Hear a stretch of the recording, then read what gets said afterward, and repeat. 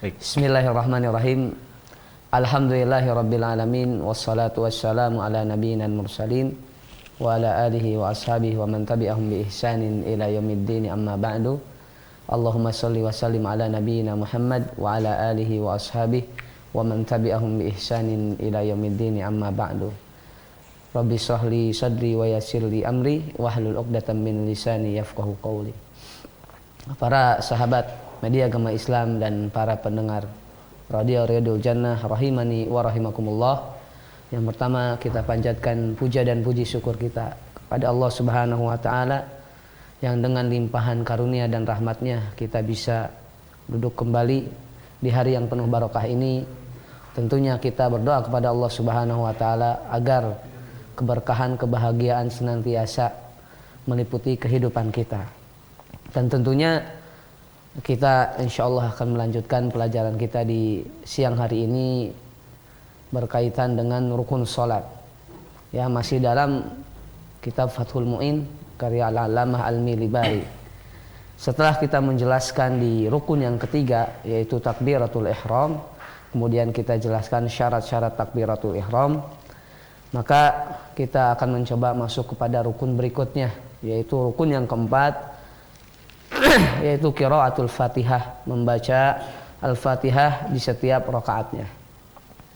Maka kalau kita mengacu kepada judul hari ini, judulnya kan serba-serbi Al-Fatihah. Maka kalau berbicara serba-serbi tentunya lebih umum. Ya, tidak berkaitan dengan sholat saja. Oke. Yang tentunya kita akan sedikit membahas, mengulas berkaitan dengan Al-Fatihah di luar sholat. Baik, Ustaz. Karena urgen sekali ini berkaitan dengan Al-Fatihah. Semua kita hafal Al-Fatihah, baik yang umurnya masih kecil ya, 2-3 tahun juga karena sering mendengar imam membacakan di masjid sehingga hafal.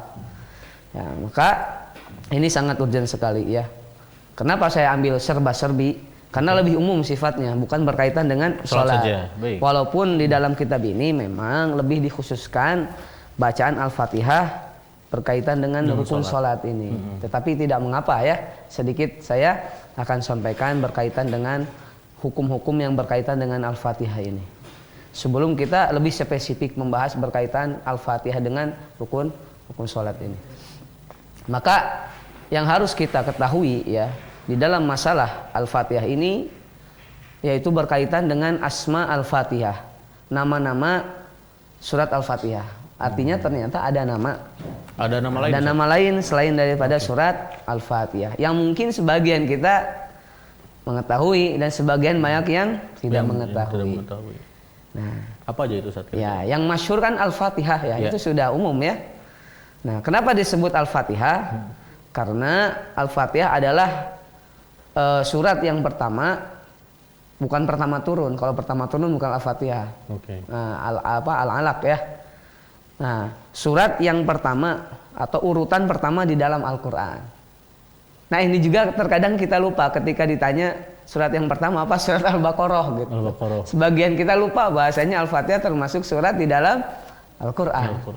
Nah, Al-Fatihah itu adalah surat yang pertama di dalam Al-Quran. Maka disebut Al-Fatihah, artinya pembuka. Ya, pembuka Al-Quran. Jadi surat yang pertama di dalam Al-Quran. Nama lain dari Al-Fatihah yaitu Ummul Kitab. Yaitu Ummul Kitab. Nama lainnya Ummul Kitab. Kenapa disebut Ummul Kitab? Karena Ummul Kitab artinya ibunya kitab. Maksudnya apa? Sebagaimana yang kita ketahui bahwasanya di dalam Al-Quran itu setidaknya ada 3 perkara yang Allah sampaikan kepada kita. Di dalam Al-Quran itu yang terdiri dari 30 juz ya, 114 surat, sekian 6.000 sekian ayat ya.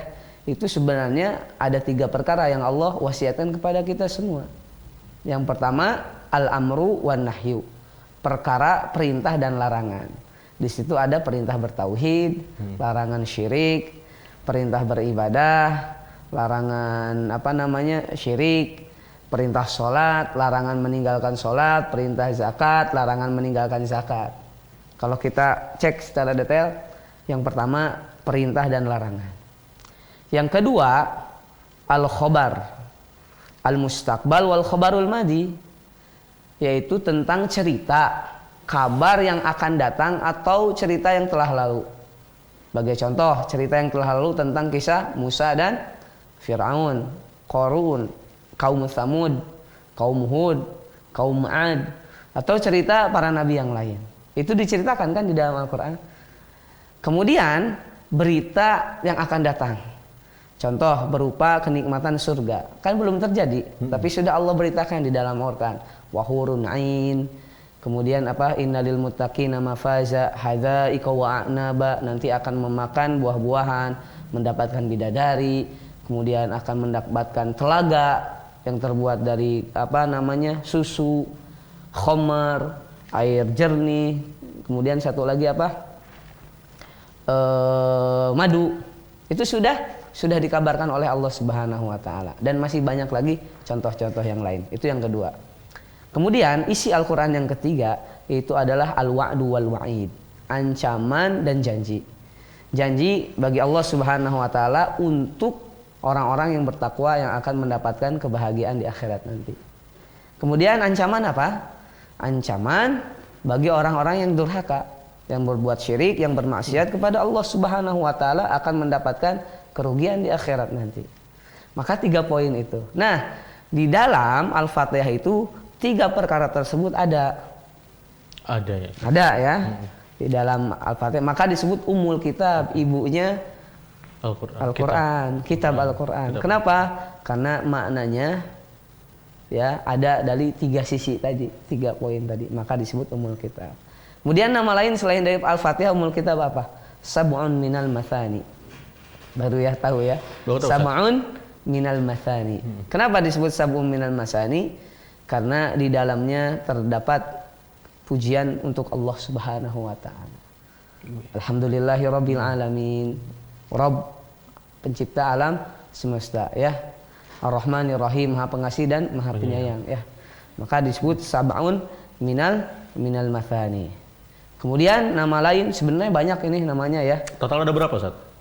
Kayaknya sampai 10 deh. Cuman 10. Saya nggak akan sebutkan semuanya, tapi ambil nama-nama yang terpokok saja ya. Tadi sab'un minal masani, Ummul Kitab, sama Al-Fatihah. Kemudian nama lain dari ketiga itu ada As-Shalah. Nah, ini yang berkaitan dengan tema kita hari ini. Kenapa disebut Suratus Shalah? Karena tidak sah seseorang tanpa membaca surat ini. Maka dia termasuk rukun sholat. Maka disebut As-Shalah. Ya, nah, setidaknya 4 itulah yang saya akan sebutkan ya, berkaitan dengan nama-nama Al-Fatihah, walaupun masih banyak. Ada Ad-Du'a, ada Ummul Mahamid, ada Al-Kafiyah, ada Asy-Syafiyah ya. Tapi setidaknya 4 itu yang kita bisa sampaikan ya, dan kita jelaskan apa alasan ya nama-nama yang mungkin kita tidak tahu. Ya, bahkan kita banyak tidak tahu mengetahui nama-nama tersebut, ternyata nama tersebut adalah nama lain dari surat Al-Fatihah. Nah, kemudian berbicara dengan serba-serbi Al-Fatihah, setelah kita menjelaskan nama secara global, kemudian apa urgensi Al-Fatihah terhadap seorang muslim? Apa manfaatnya? Nah, ini kita harus tahu ya. Setidaknya kita membaca surat Al-Fatihah yang wajib sehari berapa kali? Di dalam sholat? Dalam sholat pasti 17 kali kan? 17 kali dalam sholat. 17 kali itu yang sunnah, belum yang wajib. Afwan, belum yang sunnahnya kan. Ya. Setidaknya orang muslim yang taat itu membaca surat Al-Fatihah 17 kali dalam seharinya. Ini berarti ada urgensi ya. Ada kepentingan, ada manfaat. Nah, manfaatnya apa? Maka kita ambil apa manfaat surat Al-Fatihah atau apa faidah membaca surat Al-Fatihah. Yang pertama, karena surat Al-Fatihah itu adalah surat yang paling teragung di dalam Al-Quran. Wa huwa afdalu suratin fil Quran. Karena Rasulullah SAW bersabda, "Lau'allimannaka suratan fil Quran, wa hiya a'dhamu suratin fil Quran." Faqala Nabi Muhammad SAW, ya, alhamdulillahirabbil alamin arrahmanir rahim ila akhiril ayat. Maka Nabi mengatakan, sungguh aku akan mengajarkan kepada kalian salah satu surat yang paling agung di dalam Al-Quran. Maka Nabi membaca apa? Alhamdulillahi rabbil alamin sampai dengan akhir. Ghairil maghdubi alaihim waladhdallin. Ini memiliki keagungan daripada surat-surat yang lain yang ada di dalam Al-Quran. Maka urgent sekali ini. Kita baca sehari 17 kali paling sedikit itu. Kemudian tadi annaha laha mumayyizat khosoh. Surat Al-Fatihah memiliki makna yang luas. Ya, yang tadi saya sebutkan di dalam Al-Quran itu kan sebenarnya ada tiga poin. Nah, di dalam surat Al-Fatihah itu ada contoh berkaitan dengan al-amru bil ma'ruf. Perintah untuk bertauhid kan ada. Iyyaka na'budu wa iyyaka nasta'in. Kepadamu lah kami menyembah dan meminta pertolongan. Nah, itu perintah kan untuk bertauhid. Kemudian berkaitan dengan al-khobar. Ya, maliki yaumiddin. Kabar yang akan terjadi nanti di hari kiamat, bahwasanya Allah Subhanahu wa taala mengabarkan kepada kita semua yang akan menjadi raja di antara para raja siapa? Allah Subhanahu wa taala. Maka tidak ada yang kita anggap raja hari ini yang kuat, ketika hari kiamat itu tidak ada apa-apanya di sisi Allah Subhanahu wa taala. Kemudian al-wa'du wal wa'id berkaitan dengan ancaman dan janji. Maka ancaman apa? Ghairil maghdubi alaihim waladhdallin. Ancaman bagi siapa saja orang yang memiliki ilmu tapi tidak mengamalkannya sebagaimana orang-orang Yahudi. Al-maghdub yang dimurkai oleh Allah Subhanahu wa taala. Waladhdallin orang-orang yang sesat, orang-orang Nasrani yang beramal tanpa ilmu. Ini kan ancaman. Jadi dalam surat Al-Fatihah itu yang pendek suratnya, tapi maknanya luas, mencakup makna isi Al-Qur'an. Kemudian ya, faidah daripada kita membaca surat Al-Fatihah adalah bahwasanya surat Al-Fatihah adalah obat. Ya, obat. Apa yang dimaksud obat di sini? Ketika sahabat mengobati seorang sahabat, kemudian sahabat tersebut sembuh. Rasul berkata, apa yang kamu baca tadi? Aku membaca surat Al-Fatihah. Kata Nabi Muhammad SAW, wa ma yudrika innaka la'amruka ruqyatun haqqun. Apa yang kamu baca itu adalah obat yang manjur. Karena Al-Fatihah ya, walaupun bukan berarti kita di setiap penyakit itu nggak mesti, cuman diobati dengan Al-Fatihah saja salah ya. Kalau berdarah ya harus diperban. Nah, dengan membaca Al-Fatihah, bukan hanya Al-Fatihah saja. Ini atau juga mungkin serangan jantung, Ustaz. Nah, serangan jantung kalau hanya Al-Fatihah gitu. Walaupun memberikan bisa, efek, ya, tapi kan harus ada penanganan yang lain gitu loh. Nah, ini yang banyak salah kaprah ya di antara kita ya. Tapi setidaknya itu ada syifa, ada obat. Ya, dalam surat. Nah, yang terakhir, yang keempat berkaitan dengan tema kita hari ini, bahwasanya Al-Fatihah adalah surat yang paling mulia. Kenapa? Dan kita diperintahkan untuk membaca setiap hari itu karena salah satunya adalah rukun sholat. Rukun sholat. Nah, setidaknya 4 tadi ya. Yang pertama, surat yang paling mulia. Yang kedua, memiliki makna yang istimewa. Kemudian juga tadi sebagai obat. Kemudian yang terakhir bahwasanya dia termasuk salah satu rukun sholat. Dan kenapa salah satu rukun sholat dipilih Al-Fatihah? Karena maknanya istimewa. Oleh karena itu Al-Fatihah disandarkan dengan ibadah yang sangat agung. Apa itu? Sholat. Menjadi salah satu rukun ibadah yang sangat agung. Tapi Ustaz, sebelum ke sholat Ustaz, ini mungkin ada beberapa sahabat ilmu Islam juga yang masih belum tahu Ustaz. Sedikit aja, tapi ini berkaitannya umum Ustaz, nggak berkaitan dengan sholat. Pernah ada yang bertanya ke saya Ustaz, di beberapa Al-Quran katanya, ya jadi gini intinya, sebenarnya surat Al-Fatihah itu ada berapa ayat? Karena kadang di Quran yang lain, di akhir ayat itu jadi 2, tapi ada juga yang disatuin itu Ustaz. Nah itu bedanya apa dan gimana gitu Ustaz? Jadi 2 teh maksudnya sama bismillah apa gimana? Enggak, yang akhir ayat terakhirnya. Kan suka ada yang disambung. Ghairil maghdubi alaihim waladhdallin. Terus ada atau yang siratal ladzina an'amta alaihim. ada yang dijadikan 2 di surat di Quran yang lain katanya. Baik. Silakan Ustaz. Oke. Wallahu alam, kalau berkaitan itu saya kurang paham karena itu berkaitan dengan masalah rasmul. Apa itu Ustaz? Rasmul itu penulisan. Oh, penulisan. Penulisan dalam Al-Quran.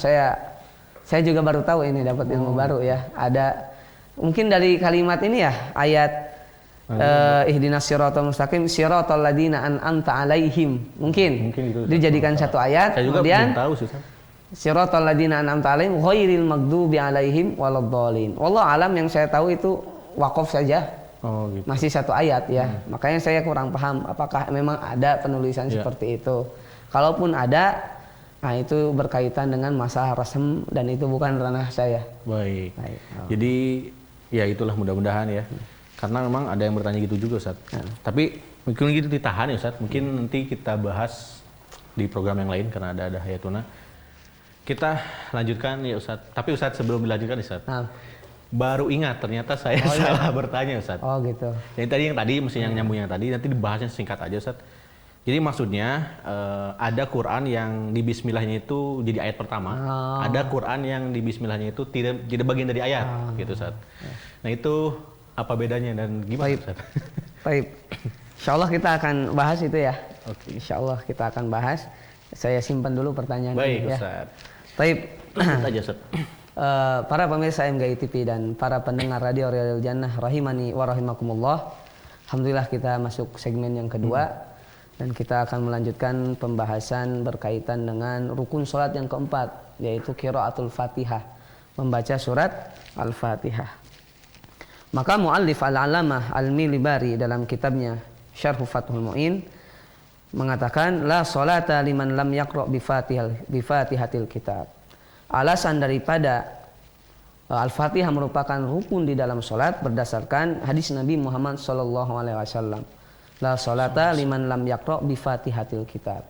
Tidak ada salat atau tidak sah salat seseorang yang tidak membaca surat Al-Fatihah.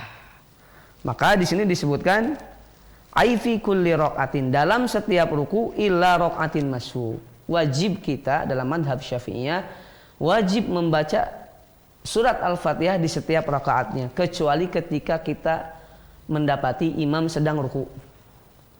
Berarti ketinggalan gitu ya? Ketinggalan. Nah, ketika dalam ruku maka ikutin imam dan tidak usah membaca Al-Fatihah. Tidak usah membaca Al-Fatihah. Kenapa? Karena kita akan berbicara syarat-syarat sahnya Al-Fatihah. Ya, di dalam rukun salat ada yang namanya rukun Al-Fatihah, wajib membaca Al-Fatihah. Tetapi di dalam Al-Fatihah juga ada syarat-syaratnya. Nah, syarat yang pertama qiraatul Fatihah bil qiyam. Wajib membaca Al-Fatihah dalam keadaan berdiri. Oleh karena itu mu'alif mengatakan wa qiraatu Fatihatin kulla raqatin illa raqatan masbukin. Jadi membaca Al-Fatihah itu dalam keadaan berdiri. Ketika ruku tidak wajib. Kenapa? Karena syarat membaca Al-Fatihah harus dalam keadaan berdiri. Seumpama ya, kita mendapati imam Allahu Akbar ternyata ruku, maka kita ikutin gerakan imam ruku dan tidak usah membaca Al-Fatihah. Karena syarat sah Al-Fatihah adalah al-qiyam, yaitu berdiri. Maka fala tajib alaihi fiha haitsu lam yudrik zamanan yasi'ul Fatihatu min qiyamil imam walau fi kulli raka'atin. Maka tidak wajib bagi seseorang yang datang kemudian mendapati seorang imam sedang ruku, maka dia harus ruku dan tidak usah membaca Al-Fatihah dan sudah dianggap salat satu rakaat. Berdasarkan dalil man adraka ruku'an faqad adrakahu raka'ah. Barang siapa yang mendapati imam sedang ruku, maka orang tersebut ruku, maka dia mendapatkan satu rakaat. Maka syarat yang pertama dalam Al-Fatihah adalah qiraatuha bil qiyam, membaca dalam keadaan berdiri. Kemudian syarat Al-Fatihah yang kedua, mu'alif mengatakan qiraatuhu jami'u hurufiha wa tasydidatuha. Nah, ini yang saya akan singgung tadi berkaitan dengan pertanyaan Akhi Eriga. Apakah bismillah itu termasuk ayat dalam surat Al-Fatihah atau bukan termasuk surat dalam Al-Fatihah? Mu'alif mengatakan di sini wa qiraatu Fatihatin ma'al basmalatin. Ya, ma'al basmalah fa innaha ayatun minha li'annahu sallallahu alaihi wasallam qara'aha. Tsummal Fatihata wa adaha ayatun minha.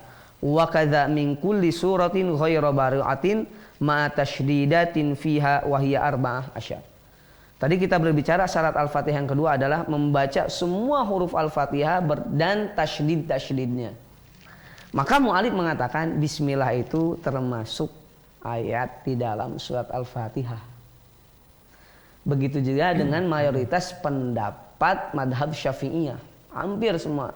Ya, Syafi'iyah mengatakan bahwasanya bismillah itu termasuk ayat dalam surat Al-Fatihah. Berarti kalau dengan Al-Fatihah berapa ayat?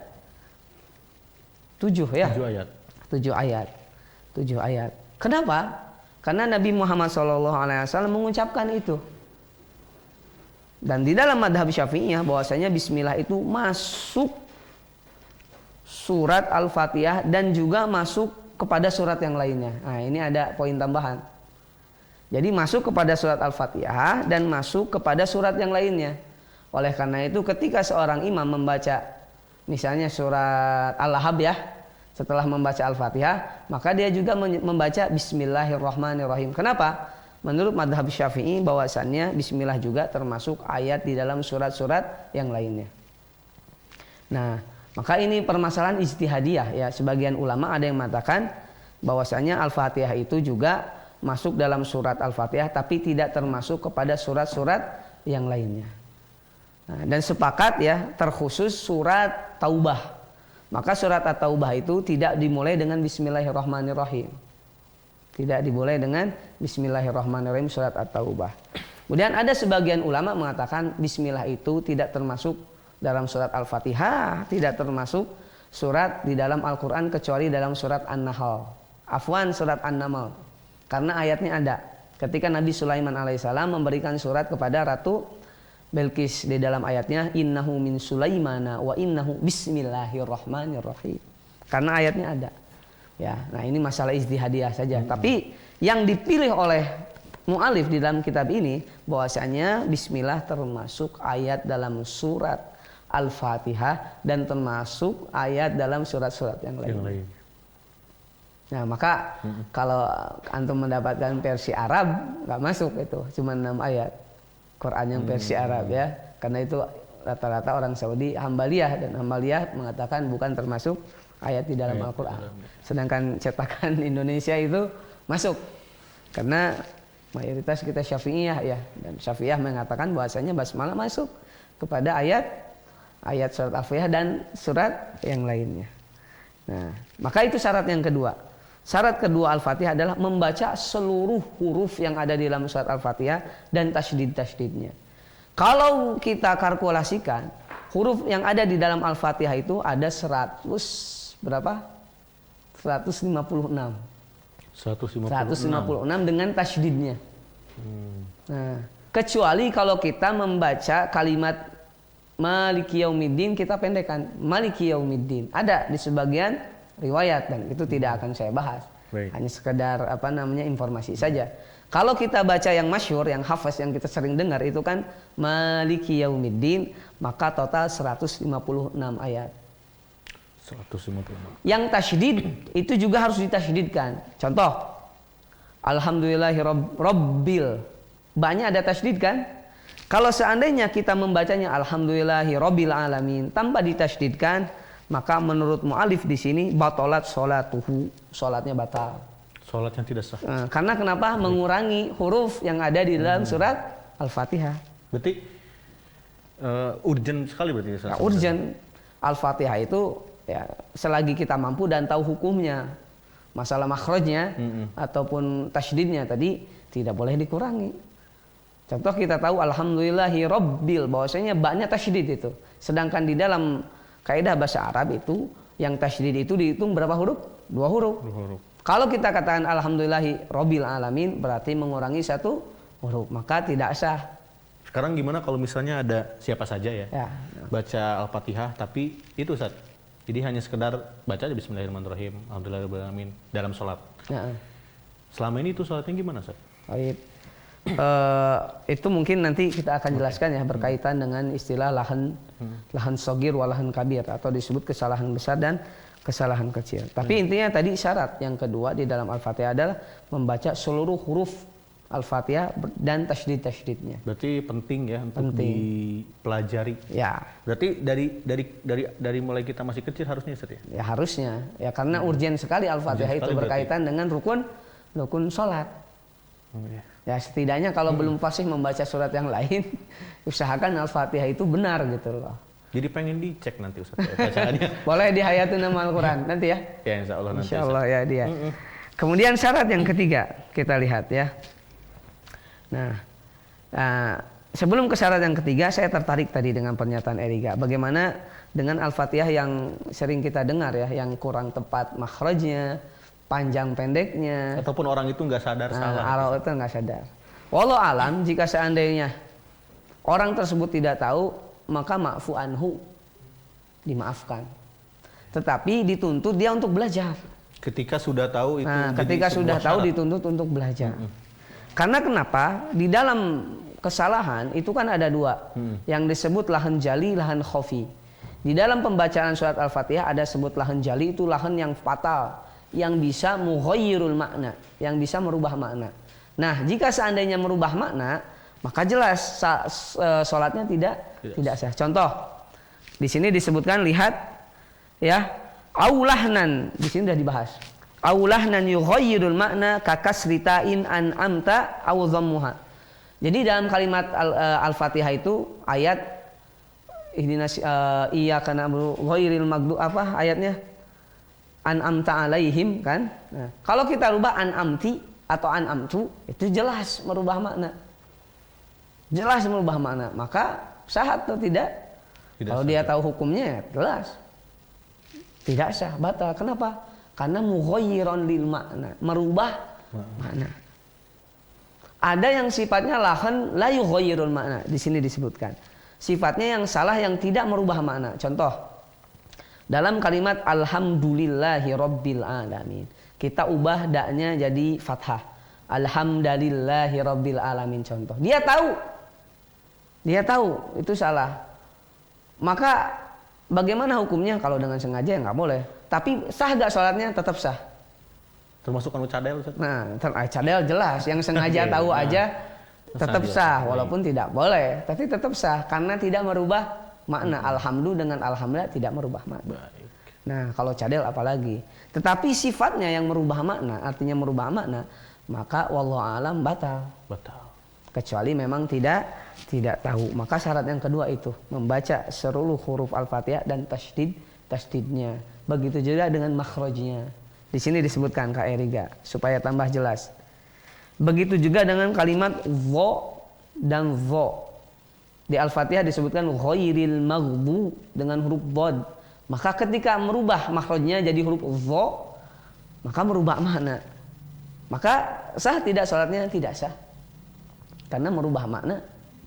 Ya, ghairil maghdu yang seharusnya ghairil maghdud dengan dhad. Ya, dhodul mu'jamah kemudian dirubah ke dhodul musyalah, dhad yang ada ekornya yang seperti to. Ghairil maghdu, maka tidak sah. Kenapa? Karena merubah makna. Nah, ini kan terjadi di sebagian negara. Nah, ini kita sebagai informasi ya. Di sebagian negara itu kan dialeknya sedikit berbeda. Contoh dialek orang Hadramut di Yaman, mengucapkan huruf gha itu seperti qaf dan kaf ya. Contoh ghairil jadi ghairil gitu kan, khairil.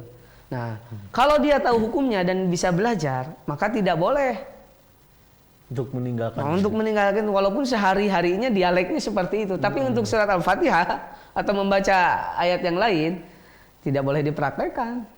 Harus belajar. Harus belajar. Contoh di Mesir, sebagian orang Mesir mengucapkan huruf ja jadi gha, darrajatun darraghatun. Jadi huruf kegogoyin. Nah, untuk surat Al-Fatihah atau ayat yang lainnya dia harus belajar. Karena akan merubah makna. Nah, seperti itu mungkin ya polemik hari ini dalam surat Al-Fatihah. Dan tapi tenang Ustaz, khusus di Indonesia itu ada program Hayatun Amal Al-Quran yang bisa disaksikan oleh MGTV Ustaz. Jadi bisa belajar cara bacaan. Nggak apa-apa ya, kita sampaikan contoh orang Sunda juga dalam pengucapan huruf fa kurang tepat ya. Tapi harus belajar. Orang Jawa mohon maaf ain jadi nga ya. Alhamdulillahirabbil alamin ya. Itu harus belajar ya. Harus belajar. Wah, ada yang merubah mana, ada yang tidak, tapi harus belajar. Karena ini merupakan rukun sholat. Nah, kemudian yang ketiga syarat Al-Fatihah. Yang ketiga at-tartib. Apa itu tartib? Berurutan. Dalam pengucapan. Jadi tidak boleh seenaknya ya. Ketika Allahu Akbar setelah al-iftitah, Kemudian antum baca bismillahirrahmanirrahim ghairil maghdubi alaihim waladdallin ihdinas siratal mustaqim. Dari ke-7 sampai ke-1 gitu. Meskipun alasannya biar cepat tuh. Maka harus berurutan, harus berurutan.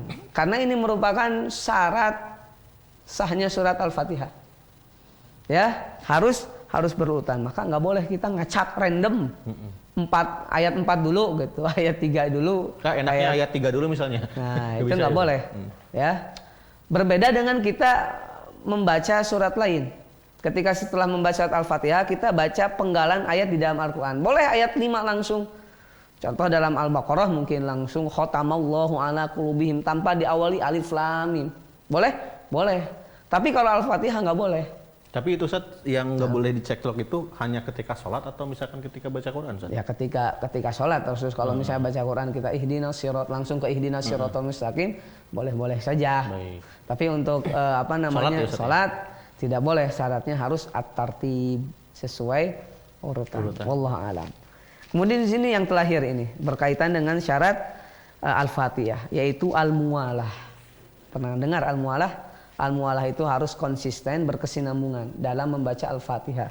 Maka di sini mu'alif mengatakan wa ma'ari ayati muwalatin fiha bi an ya'tiya bi kalimatiha 'alal wala'i bi an la yafsila baina syai'in minha wa ma ba'dahu bi aksan min saktatit tanafus awil 'ai. Jadi membaca surat Al-Fatihah itu nggak boleh terputus. Walau terputus boleh kalau cuma hembusan napas sedikit. Tapi kalau sengaja, alhamdulillahirabbil alamin. Kemudian lama. Sejamnya Ustaz teman. Enggak sejam juga, yang ma'ruf lah. Semenit juga udah lama. Yeah. Ar-Rahmanir-Rahim. Maliki yaumiddin, lama. Maka enggak sah salat-salatnya. Kalau juga mau diulangi dari awal, maka enggak boleh. Harus mualah kesinambungan. Di sini min saktatit tanafus. Kalau lebih dari bernafas itu dianggap lama. Kalau cuman alhamdulillahirabbil alamin, nah itu tidak termasuk karena untuk bernafas. Tapi kalau lebih dari bernafas, alhamdulillahirabbil alamin, garuk-garuk dulu gitu. Ar-Rahmanir-Rahim. Nah, itu tidak boleh. Ya, karena itu merupakan syarat Al-Fatihah. Maka al-muwalah. Maka di sini lihat fayu'idu qira'atul Fatihah bitakhallul dzikri ajnami la yata'allaq bis salati fiha wa in qalla ka ba'di ayatin min ghairiha wa kahamdi 'atisin wa in sunna fiha ka kharijiha. Ini ada yang unik ini ya sebenarnya, bukan. Jadi tadi kita bahas syarat yang keempat dalam Al-Fatihah itu mualah, konsistensi, berkesinambungan, nggak boleh putus kecuali nafas ya. Nah, kemudian terjadi ini. Ketika seseorang sholat kemudian membaca surat Al-Fatihah, kemudian bersin. Di sini disebutkan hacih gitu. Kan disunahkan untuk bertahmid ya, alhamdulillah.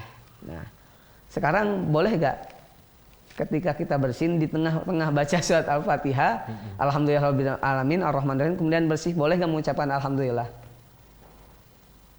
Wallahu alam boleh. Oh boleh. Boleh. Nah, yang menjadi masalah apakah harus mengulangi dari awal atau melanjutkan ayat yang tadi? Misal dibacanya udah di ayat 6. Nah, di ayat 5 lah. Kalau 6 udah selesai ya. Nah, di ayat 5.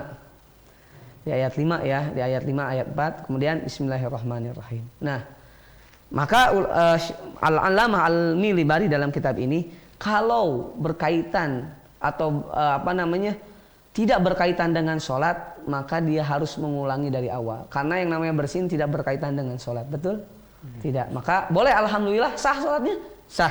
Tapi dari awal lagi. Tapi ulangi dari awal. Ketika bersih, hacih di ayat yang kelima, ulangi dari awal. Tapi kalau misalnya gini Ustaz, seorang imam, ya mungkin jarang terjadi, tapi misalnya di ayat dia udah baca sampai ayat 2, di ayat ketiga lupa lagi baca apa. Terus ingat lagi Ustaz, tapi ada jeda yang cukup lama Ustaz. Terus ingat lagi baca apa? Itu lanjut atau? Itu yang berkaitan dengan Al-Fatihah. Ya Al-Fatihah. Lanjut atau dari awal? Lupa misalnya, lupa ayat. Tapi ingat nanti setelah beberapa ada jeda lah yang cukup lumayan lama. Terus ingat lagi lanjutannya apa? Gak apa-apa, dari awal juga. Dari awal. Tidak mengapa ya, dari awal. Nah tadi kan bersin itu bukan berkaitan dengan sholat, di luar sholat. Maka ketika bersin boleh mengucapkan alhamdulillahirobbilalamin, kemudian diulang dari awal, jangan lanjutkan. Nah, kemudian di sini disebutkan, lihat, kecuali yang berkaitan dengan sholat. Contoh, saya ambil contoh. Ketika seorang makmum baca Al-Fatihah, kemudian imam mengatakan, kemudian imam selesai di ghairil maghdubi alaihim waladhdallin. Apa yang harus kita lakukan? Mengaminkan kan? Amin. Nah, apakah diulang dari awal atau lanjutkan? Apakah harus ulang dari Al-Fatihah atau melanjutkan? Wallahu alam. Karena amin ini berkaitan dengan sholat, ya, maka nggak apa-apa dilanjutkan. Kalau tadi kan tidak berkaitan dengan sholat, alhamdulillah itu tidak berkaitan, maka wallahu alam diulang dari awal. Tapi kalau berkaitan dengan sholat seperti amin, itu berkaitan dengan sholat, maka wallahu alam dilanjutkan ayat berikutnya. Jadi kuncinya, jika itu berkaitan dengan sholat, maka boleh melanjutkan. Lanjut. Tapi jika bukan, jika bukan berkaitan dengan sholat, maka tidak lanjut. Nah, itu mungkin 4 syarat ya yang berkaitan dengan syarat Al-Fatihah. Nah, maka muncul masalah di dalam kitab ini, bagaimana orang yang tidak mampu membaca Al-Fatihah, sedangkan Al-Fatihah itu rukun sholat. Tidak sah salat seorang kalau tidak membaca Al-Fatihah. La sholata liman lam yaqra bi Fatihatil kitab. Maka mu'alif di sini mengatakan ada 3 cara, 3 solusi bagi orang yang tidak mampu membaca Al-Fatihah. Sebagai contoh, orang yang baru masuk Islam kemudian sholat. Kalau orang Arab masih mending gitu ya, dibawakan Quran suruh baca bisa. Kalau bukan orang Arab, orang Ajam, masuk Islam kemudian datang waktu sholat, wajib baginya sholat, wajib. Tapi dia mampu, tidak mampu untuk membaca Al-Fatihah. Tetapi kan tidak sah ketika seorang sholat tanpa membaca Al-Fatihah. Maka ada 3 solusi di sini. Yang pertama, tabdilu suratin ukhra, mengganti dengan surat yang lain yang dia hafal.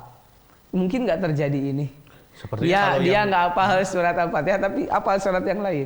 Ya, sebenarnya mungkin jarang kali Ustaz. Jarang ya, tapi kalaupun terjadi bisa solusi ini.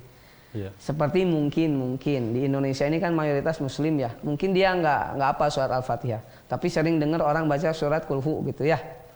Sehingga dia hafal mungkin. Ketika masuk Islam saya pernah hafal surat Qul-Hu, Qul a'udzu birabbil falaq, Qul a'udzu birabbin nas. Maka kalau nggak bisa baca Al-Fatihah, ganti dengan surat yang ada di dalam Al-Qur'an. Itu di semua rakaat Ustaz? Iya, di semua rakaat. Di semua rakaat. Kan biasanya kan Al-Fatihah terus nanti surat ya. Berarti yang ini berarti 2 kali suratnya. Nanti kita bicara apakah hukum membaca surat di dalam Al-Qur'an ketika sholat itu wajib, wallahu alam sunnah hukumnya itu. Nah, yang intinya apa? Kita mengganti surat Al-Fatihah itu dengan surat yang kita lain, hafal ya? yang kita hafal. Dengan syarat jumlahnya harus sama, jumlah hurufnya. Kalau Al-Fatihah tadi 156, kalau nggak 155, maka kita ganti dengan surat yang hurufnya sejumlah dengan surat Al-Fatihah. Kalau Al-Falaq berapa huruf? Nah, itu harus dihitung ya. Kalau nggak cukup tambahin lagi mungkin dengan surat An-Nas. Boleh ditambahin Ustaz? Nah, karena di dalam kaidah Islam al-badal lahu hukmul mubdal. Yang mengganti itu harus sesuai dengan yang diganti dari segi jumlahnya gitu. Kalau Al-Fatihah 156, cari surat yang kamu hafal 156 huruf digabung gitu ya. Kalau Qul-Hu kurang, saya nggak sempat ngitung Qul-Hu berapa huruf. Dengan al-alat. Berarti yang digantinya itu jadi nambahnya itu yang kurangnya berarti. Ya. Pokoknya jangan sampai kurang, kalau lebih boleh. Seperti itu. Kemudian solusi yang kedua, kalau dia nggak hafal, nggak bisa Al-Fatihah, kemudian nggak hafal surat-surat yang lain. Solusi yang kedua, tabdilu bil adzkar, mengganti dengan zikir-zikir. Contoh dengan tahmid, alhamdulillah, tahlil, la ilaha illallah, tasbih, subhanallah. Yang penting 156 kali. 6 huruf. Nah, subhanallah, alhamdulillah, subhanallah, alhamdulillah. Itu yang dia hafal. Maka boleh. Misalkan yang hafalnya cuma alhamdulillah, berarti ya nggak apa-apa terus alhamdulillah dengan zikir-zikir yang dia hafal. Kalau zikir juga nggak hafal, ini solusi terakhir. As-sukut biqadril Fatihah. Berdiam selama bacaan Al-Fatihah. Kalau orang baca Al-Fatihah itu berapa menit kira-kira? Semenit kepanjangan? Mungkin kalau tanpa dinadain ya 1 menit. Berarti dia berdiam 1 menit biqadril Fatihah. Kemudian dia ruku. Sampai seperti itu para ulama membahas berkaitan dengan Al-Fatihah karena urgent sekali. Tapi memang sih dari 3 itu Ustaz, dari poin 2 dan poin 3 itu sepertinya ada kemungkinan para mu'alaf yang baru masuk ini bisa mereka Ustaz. Bisa. Tetapi dituntut untuk belajar juga. Jadi bukan ini mungkin insidental ketika itu ya. Setelah itu dia dituntut untuk belajar karena ini urgent sekali berkaitan dengan rukun sholat yang harus dia lakukan dan dia hafal dan berarti harus diucapkan. Surat yang perlu dihafal pertama kali Al-Fatihah berarti ya Ustaz? Ya jelas. Karena berkaitan dengan rukun sholat. Tapi insya Allah di Indonesia mayoritas muslim ya yang setidaknya tidak fasih membaca Al-Quran, Al-Fatihah bisa lah. Bisa, minimal bisa ya Ustaz? Minimal bisa. Nah itu sih